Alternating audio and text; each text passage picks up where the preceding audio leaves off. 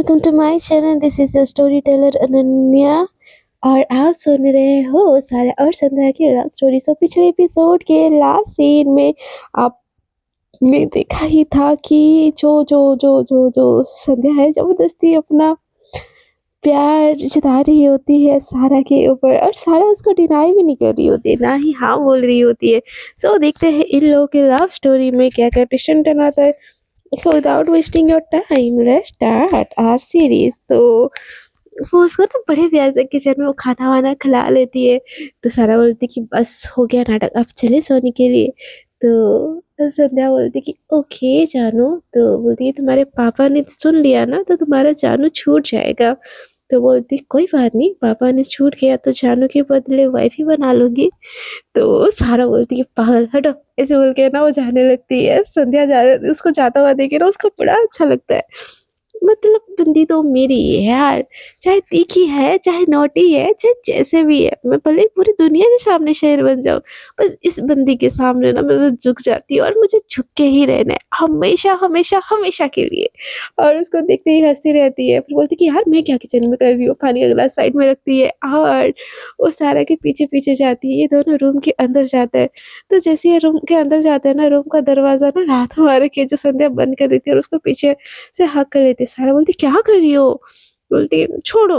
तो संध्या बोलती है बेबी प्लीज प्लीज प्लीज हक करके रखने दो ना प्लीज। तो सारा बोलती कि नहीं सोना है, चलो चुपचाप सो जाओ। तो बोलती कि ऐसे ही हक करके सोने दो ना प्लीज प्लीज प्लीज। सारा बोलती कि नहीं। संध्या बोलती कि प्लीज आई मिस यू, बस तू हक ही मांग रही हूँ, क्या ही मांग दिया आपको। तो बोलती कि मैं आपकी जानू नहीं हूँ और मैं कोई हक वक नहीं करने वाली हूँ। तो सारा को संध्या बोलती कि जानू यार, कौन सा दोस्त भी हक करते हैं, दोस्त को भी जानू बोला जाता, प्लीज ना प्लीज प्लीज प्लीज। सारा को बहुत ज्यादा फीलिंग्स आती है संध्या के ऐसे क्लोज आने से और अच्छा भी लगता है। एक कंफर्ट वाला सीन नहीं होता, सबके साथ नहीं होता यार, वो उसको बहुत अच्छा लगता है। सारा बोलती कि ठीक है चलो बेड पे, और संध्या तो एकदम खुश हो जाती है, बोलती कि thank you thank you thank you thank you so much. ऐसे ना कूद के लेट जाती है बेड पे। सारा बोलती कि क्या था। तो संध्या बोलती कि आपकी हाँ पे मेरी तैयारी जीत की थी। तो बोलती कि कर तो ऐसे रही हो जैसे सुहाग रात मनाने की तैयारी कर रही हो, तैयारी जीत की। तो बोलती कि मना लेंगे, वो भी एक दिन मना लेंगे और आपके साथ ही मनाएंगे, देख लेना आप। तो सारा बोलती कि ऐसे अगर गंदी गंदी बातें करनी है ना, मैं तुम्हारे पास तक नहीं सोऊंगी, ठीक है। तो संध्या बोलती अरे बेबी सॉरी सॉरी सॉरी, वो तो शादी की बात की बात है ना, अभी तो मेरा प्यार निश्चल निष्पाप पवित्र है यार, समझो। जैसे सीता राम को, वैसे मैं आपको प्यार करती हूँ। तो बोलती कि अच्छा जी, राम आप हो कि मैं हूँ। तो बोलती कोई भी नहीं, आप मेरी सीता हो और मैं आपकी सीते हूँ। तो बोलती कि ये कहाँ से आ गए फिर। तो बोलती कि ऐसे ही आ जाते हैं बीच बीच में। तो सारा बोलती कि संध्या आजकल तुम कुछ ज़्यादा ही नोटी नोटी होती जा रही हो, घर पे तो ऐसी नहीं थी। तो संध्या बोलती घर पे थोड़ी ना ऐसे कोई होता है, बाहर आके ना बिगड़ते मेरा बच्चा, ऐसे बोल के ना उसको अपने बाहों में समेट के उसके ऊपर अपने पैर रख देती है और उसको बोलती कि चलो आप सो जाओ। ऐसे बोल के उसको अपने तरफ कर देती है और अपने सीने से सटा के ना जो उसका आर्म होता है वहाँ पे सारा का सर रखती है, बोलती कि लेट्स स्लीप।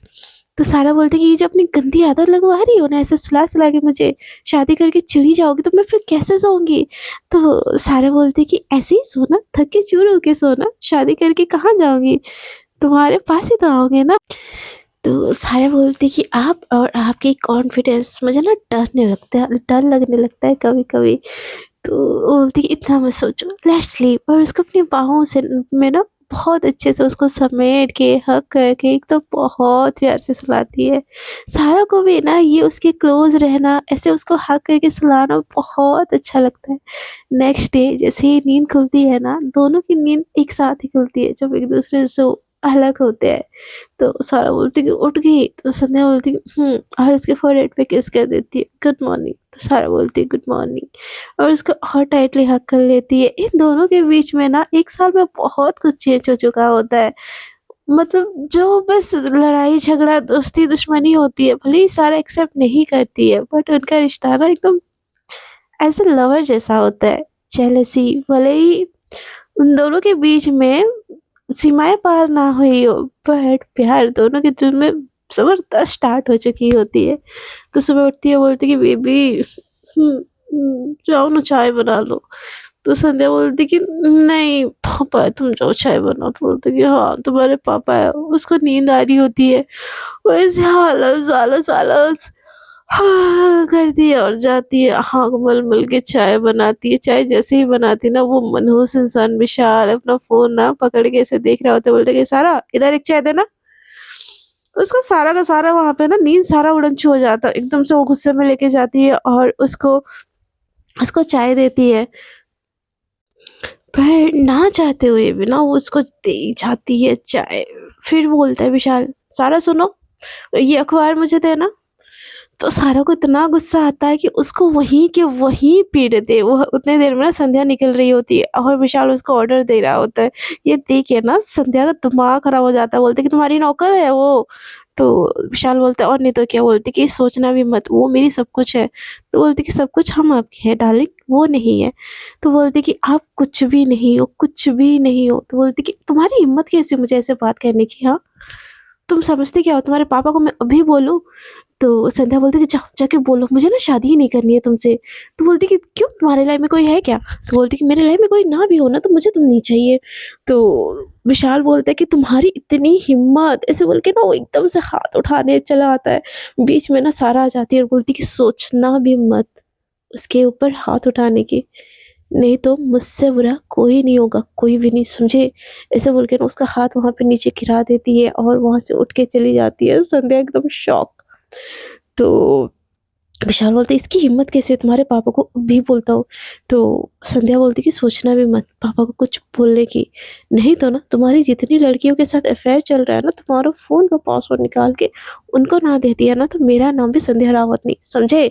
ऐसे बोल के घूर के वहां से किचन की तरफ चली जाती है। विशाल का ना दिमाग खराब हो जाता है कि इसकी हिम्मत कैसे हुई, हाँ कैसे इसकी हिम्मत हुई मुझे ऐसे बात करने की, हाँ।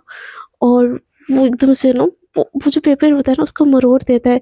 संध्या पीछे पीछे जाती है सारा के, और सारा एकदम गुस्से में होती है, बोलती कि मेरे सामने तो बहुत शेर बनती रहती है, उसको कुछ नहीं बोल सकती थी तुम। तो संध्या बोलती कि क्या हुआ? तो बोलती कि मेरे मेरे बारे में जब बोलता है तब तुम उसको अच्छे से सुना पाती हो, लेकिन तुम्हारे ऊपर हाथ उठा रहा था, उसकी हिम्मत कैसे हुई हाथ उठाने की, तोड़ दूंगी उसके हाथ में।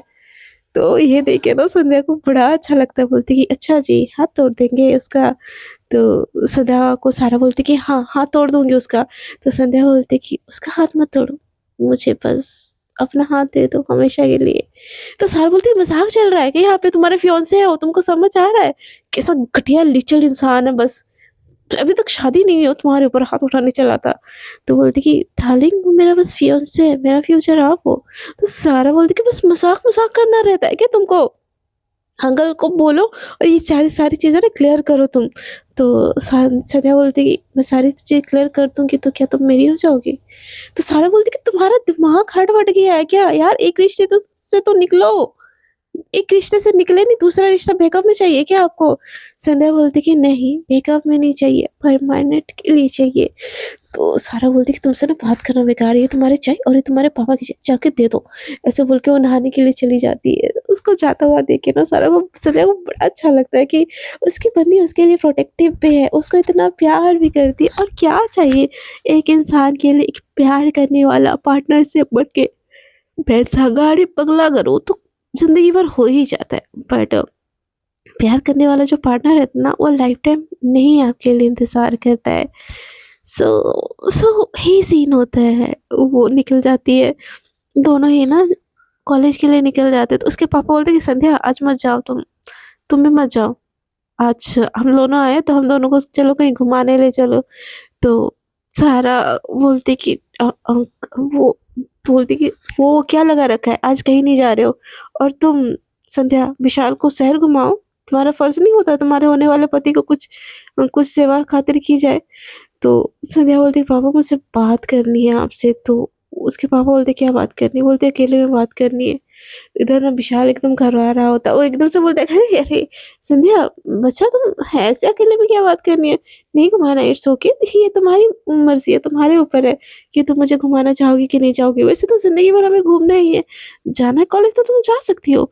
तो उसके पापा बोलते कि नहीं नहीं विशाल बेटा, ये तुमको घुमा देगी और तुम तैयार हो जाओ, ये क्या कपड़े पहन रखे हैं, अच्छे से इंडियन वाला पहनो जिसे विशाल को पसंद है, और तैयार होने के लिए चली जाओ, ऐसे बोल के ना उसको अंदर भेज देते हैं। सारे इन लोगों का जो तमाशा है ना वो देखती रहती है कि क्या चल रहा है। और विशाल इधर उधर नजरें फेर रहा होता है, विशाल घूर के ना सारा को भी देख रहा होता है। विशाल बोलता है कि यार सारा भी तो एकदम माल दिखती है, क्या पता बीवी के साथ ससुराली भी मिल जाए तो मेरा तो काम बन जाए। संध्या तो वैसे भी भाव नहीं दे रही, क्या मैं सारा के ऊपर एक बार ट्राई करके देखूं, यार एक बार बस मिल जाए ना ये, जन्नत मिल जाएगी जन्नत। ऐसे ना वो दिल ही दिल में सोचने लगता है। उसकी ना सोच ही इतनी गंदी होती है ना कि हर लड़की को देख के उसके लाल टपक जाता है। कुछ लड़के ऐसे होते हैं ना, बस लड़कियों को गर्लफ्रेंड वाले नजरों से देखते हैं, सार्वजनिक बॉयफ्रेंड टाइप जो होते हैं। तो वही सीन ना विशाल का भी होता है, वो उसको घूरता रह जाता है। सारा को लगता है कुछ तो गड़बड़ी है, मुझे क्यों घूर रहा है, पर वो कुछ भी नहीं बोलती। वो पीछे-पीछे ना संध्या के जाती है और संध्या ना एक जो बैकलेस ड्रेस होता है ना दुपट्टा के साथ वो पहन रही होती है। सारा उसके पास आती है और जब उसको पीछे से देखती है ना उसको भी कुछ-कुछ हो रहा होता है। वो एकदम पीछे से जाती है, संध्या की जो डोरी को खींचती है अपनी तरफ और बांध लेती है। हाय! इतने करने से तो भई संध्या की बेचैनी ना एकदम से बढ़ जाती है। सारा टर्न करती है और जाने लगती है डोरी बांध के। संध्या एकदम से उसको अपनी तरफ खींचती है और हग कर लेती है पीछे से। सारा बोलती क्या कर रही हो, बाहर इंतजार कर रहे हैं, चलो। तो संध्या बोलती कि मान जाओ ना, मुझसे अब ये दूरी बर्दाश्त नहीं होती। ऐसे बोल के उसका जो हेयर होता है ना उसको एक साइड करके ना वहाँ पे अपना फेस रख लेती है। सारा बोलती कि संध्या एकदम से ना अपने फेस को वहाँ पे रब करने लगती है, अपने नोज को, अपने लिप्स को, और ऐसे करते करते ना एक हल्की सी किस भी करती है उसके बैक पे।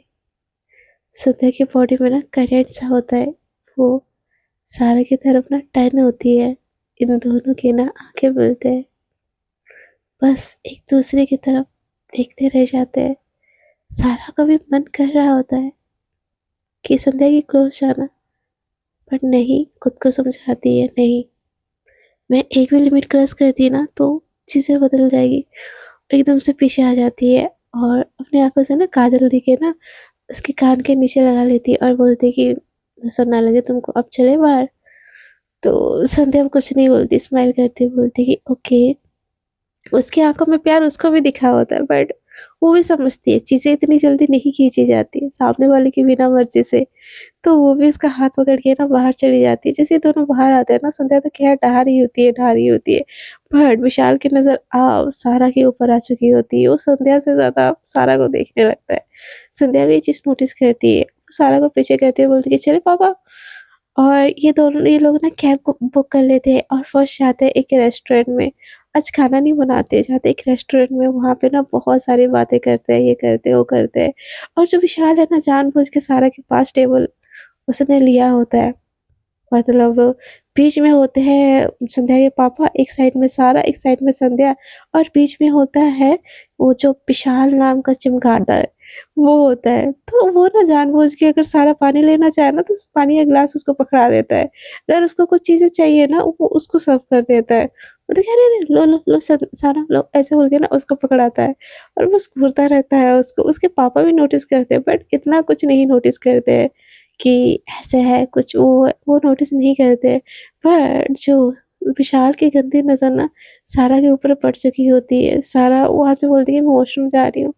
तो वो वॉशरूम जैसे ही जाती है ना संध्या और उसके पापा बात कर रहे होते हैं, उसके 1 मिनट बाद ना जो विशाल होता है बोलता है यार मैं भी वॉशरूम से आता हूँ, और वो मेल वॉशरूम की तरफ चला जाता है। और रेस्टोरेंट में ना ज़्यादातर जो होता है ना मेल वॉशरूम के पास ही थोड़ा-सा फीमेल वॉशरूम होता है, तो इनका भी सेम ही सीन होता है। तो जैसे ही ना ये जा रहा होता है वॉशरूम, उधर से सारा निकल के आ रही होती है। एकदम से विशाल सामने आ जाता है, बोलता है कि हे सारा, आई एम सॉरी सुबह के बिहेवियर के लिए। सारा बोलती है कि it's okay and I am also sorry. बोलती है कि हे रुको ना बात करते हैं, कैसी हो यार? मैंने कभी नोटिस नहीं किया कॉलेज में भी तुमको। तो सारा बोलती है कि इट्स ओके, तो बोलती है कि इट्स ओके, ठीक है मुझे जाने दो। तो विशाल बोलती है रुको ना, क्या हम दोस्त नहीं बन सकते? तो सारा उसको ना वियर्ड वाली नज़रों से देखती है कि हम दोस्त क्यों बनेंगे भई? बनने की ज़रूरत क्या है हमको दोस्त?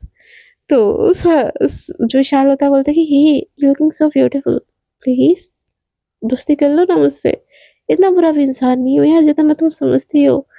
तो सारा बोलती है कि आप संध्या के फियांसे हो, यानी कि मेरे भी दोस्त हो, तो उसके लिए दोस्ती करने की कोई ज़रूरत नहीं है। तो एकदम से ना वो चीप होने लगता है, उसके कंधे पे हाथ रखता है, सारा एकदम से उसको खिसका देती है और बोलती है कि इतने भी हम दोस्त नहीं हुए कि आप मेरे कंधे पे हाथ रखो, ठीक है? आपको वॉशरूम जाना था, वॉशरूम जाइए। ऐसे बोल के ना वो आगे चली जाती है। विशाल उसको देखता रहता है, बोलता है कि हाँ, तीखी मिर्ची हाँ, आई लव तीखी मिर्ची। जब तुम बेड पे ना बोल रही होगी और मैं हाँ, हाँ करके कर रहा होगा ना, हाय! मज़ा आ जाएगा। ऐसे ना उसकी गंदी जो लस्ट वाली नज़र होती है ना, सारा के ऊपर पड़ चुकी होती है। वो अपने बाल झटकता है और वॉशरूम की तरफ चला जाता है। सारा ना थोड़ी-सी अनकम्फर्टेबल होती है। संध्या ये चीज़ नोटिस करती है, आँखों से पूछती है, "क्या हुआ?" वो बोलती है, "कुछ नहीं, कुछ भी नहीं हुआ है, छोड़ो।" और बस खाने पे लग जाती है। इसके बाद ना ये लोग शॉपिंग-वॉपिंग पे जाते हैं मॉल वगैरह पे, जहाँ पे ना चल भी रहे होते हैं ना, तो जो विशाल होता है ना, वो आके बार-बार ना सारा को टक्कर मारता है। मतलब वो उसके पीछे ही रहता है। जैसे सारा टर्न करती है उससे टकरा जाती है। इधर जाती है तो उसको टकरा जाती है। विशाल बोलता है कि अरे रे! सॉरी, सॉरी हाँ, सॉरी मैंने देख के नहीं बोला।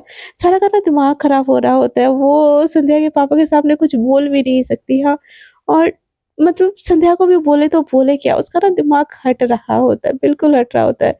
वैसे तो वो इतनी कमज़ोर नहीं थी कि उसको कूट ना सके, बट रिश्तों का इतना लिहाज़ होता है ना कि हम समटाइम किसी को कूटना भी चाहे और कूट नहीं सकते। सेम सिचुएशन ना सारा का हो रहा होता है और संध्या है कि अपने पापा के साथ बिज़ी होती है और सारा के ऊपर इतना ध्यान नहीं होता। फिर भी एक ड्रेस ना उसको सारा के लिए बहुत पसंद आती है और तभी वो देखती है कि जो विशाल है और सारा एक साथ खड़े हैं और सारा अनकम्फर्टेबल है और विशाल उसको देख के हँस रहा है। तो संध्या एकदम से उसके पास जाती है, बोलती है कि सारा!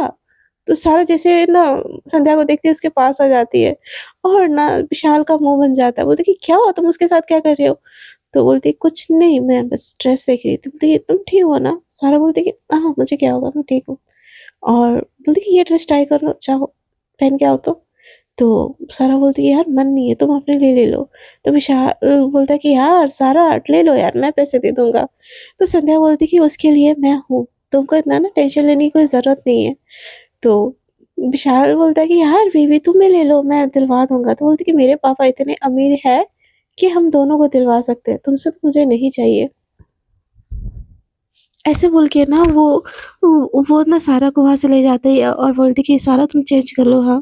बट वो जैसे अंदर भी जाती है ना सारा, विशाल की जो लस्ट वाली नज़रें है ना, उसको बस घूरी जा रही होती है, घूरी जा रही होती है। देखते तो उतनी देर में ना जो संध्या है ना दूसरी ड्रेस देखने के लिए चली जाती है।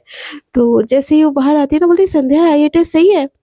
तो विशाल एकदम से उसके पास आ जाता है और बोलता है कि एकदम गॉर्जियस, हॉट लग रही हो। ऐसे बोल के उसके साथ ना सेल्फी लेने की कोशिश करता है और उसके कंधे पे ना हाथ रखता है। उन्हें देर में ना संध्या आ जाती है और देखते है कि विशाल की हरकतें एकदम चेप हो रही है और सारा उसको ना खुद से साइड करने की कोशिश कर रही है। ये देख के ना उसका दिमाग ही हट जाता है। वो ना विशाल को आते ही बोलती है तुम सारा से दूर हटो। तो बोलता है क्या कर रहा हूँ यार, एक सेल्फी ही तो ले रहा हूँ। तो बोलता है कि उसको लेने की भी कोई ज़रूरत नहीं है, उसकी मर्ज़ी नहीं है ना, तुम उसको क्यों छू रही हो? ऐसा बोल के उसका ना हाथ खींच के वो ले जाती है। तो बोलती है कि सारा संध्या मैं यार ड्रेस पहनी हुई हूँ, चेंज करना है उसको। तो संध्या भी ना सारा के साथ वो चेंजिंग रूम में चली जाती है। सारा बोलती है कि यार चेंज करना है, तो बोलती है कि हाँ, मैं हूँ चेंज करो। तो बोलती है यार तुम्हारे सामने, तो बोलती है कि कितनी बार तुम मेरे सामने चेंज की हो, यहाँ पे करने में क्या दिक्कत है? तो सारा बोलती है कि पर यार ये चेंजिंग रूम है, स्मॉल प्लेस है। हम रूम के अंदर होते हैं, तुम दूसरी तरफ टर्न होती हो। तो सारा की बात सुन के संध्या बोलती है ठीक है, मैं दूसरी तरफ टर्न हो रही हूँ और वो मिरर की तरफ टर्न हो जाती है गलती से, सारा दूसरी तरफ टर्न होती है। वो अपनी आँखें बंद करना चाह रही होती है क्योंकि उसको गुस्सा आ रहा होता है। बट वो जैसे ही उसकी आँखें ना मिरर की तरफ पड़ती है ना, उसके अंदर शराफ़त बहुत होती है। बट अपना प्यार जब सामने हो ना, चाह के भी तुम रोक नहीं पाओगे।